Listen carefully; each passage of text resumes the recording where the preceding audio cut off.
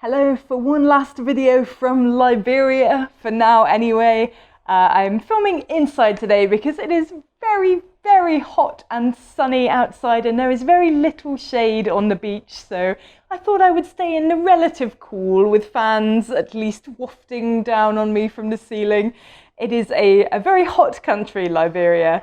You know, I've really enjoyed my 3 weeks in this beautiful country. It's been an amazing time to have a look around and to see what things are going to be like in this place that I'm going to be moving to later this year. I'm so looking forward to coming back in November and starting afresh in this lovely new place. But there was one day last week where I didn't feel quite so positive and enthused about that prospect. You see, one thing I've always known about myself is that mosquitoes absolutely love me. I don't know what it is. Apparently I have very tasty blood. They don't go for Dave at all, but they absolutely annihilate me. And there were a few of the pesky little things merrily existing in the house that we've been staying in, and I woke up one morning for the second time actually while I've been here with my arms swelling up and feeling itchy enough that I just wanted to tear the skin off with my fingernails.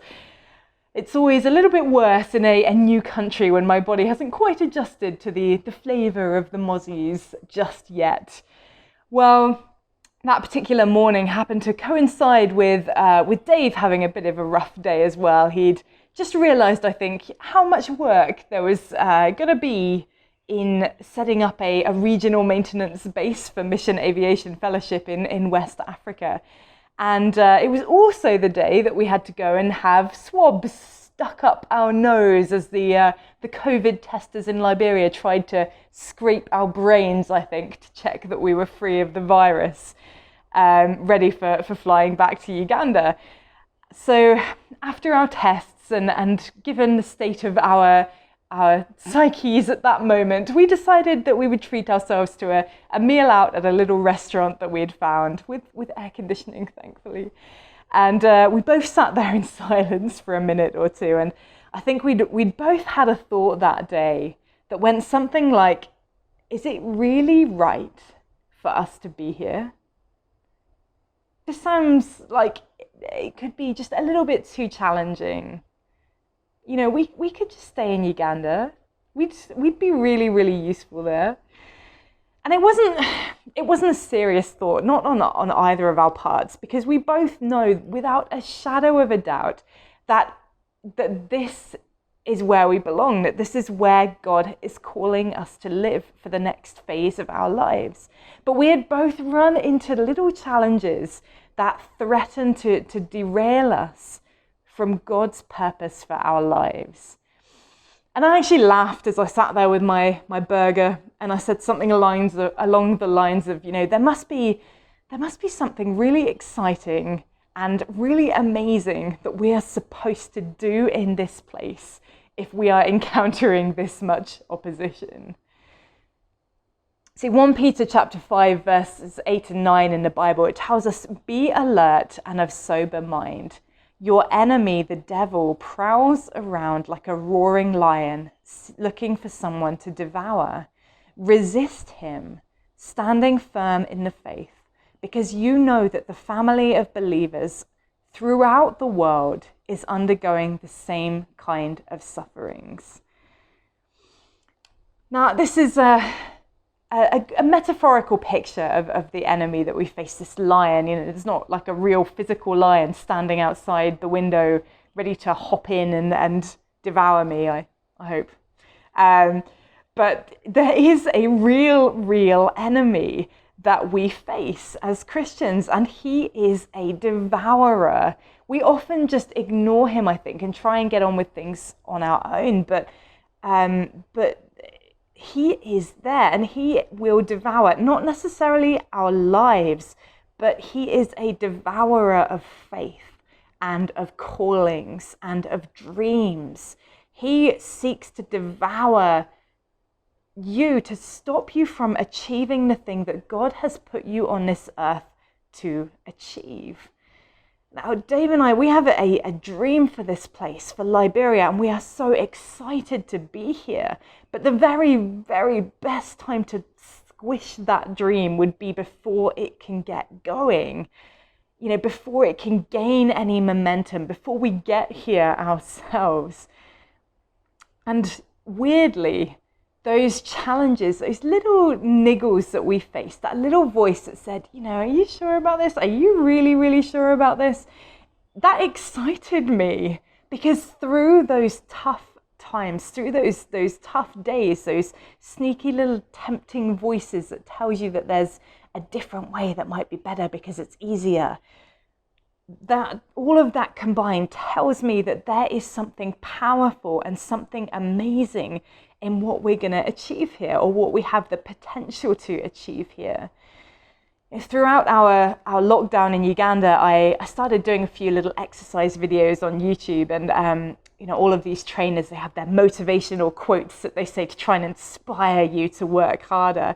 And one particular instructor would repeat this phrase that actually really stuck with me. She said, "With challenge comes change. With challenge comes change." I think that we naturally try and shy away from the challenges in our lives. You know, we don't like them. They make things more difficult. They're not normally very pleasant to go through. And we don't have to like the challenges. We don't have to love them. We don't have to say, yay, mosquitoes, come and eat me. But it's when we enter into the challenge that we open ourselves up to the change. Change in ourselves, growth, movement, new opportunities, or change in our circumstances. Pushing through the difficulties to allow God to move in the things that we are doing, in the areas that He has called us to. It can even be change in the world that we see around us. When we do not let ourselves be beaten down by that little voice that tells you you can't do it, then we position ourselves to do something truly amazing, not in our own strength, not in our own limited capacity, but in God's strength and in the gifting that He has given us. So I wonder how many of those people who lived in this world and made, you know, the most incredible differences, I wonder how many of them met with challenges, with moments where they could just have turned around and given up. Probably all of them. And you might be in that same kind of situation now where you feel like you should be moving into something new or trying something different, and you're meeting this opposition and these challenges. Well, don't give up. Don't do it. Don't let the enemy's whisper tell you that you can't do something that God has told you you can. Yes, challenges will come. Show me a character in the Bible who never faced a challenge in their life. If you watched the last video, you'll know that I was recently reading about Joseph, and he faced some horrendous challenges in his life. But it was through those challenges that he developed, that he changed into a person who could manage a nation, who could save entire races from starvation and 7 years of famine. He needed to go through the challenge to change into the person that God wanted him to be.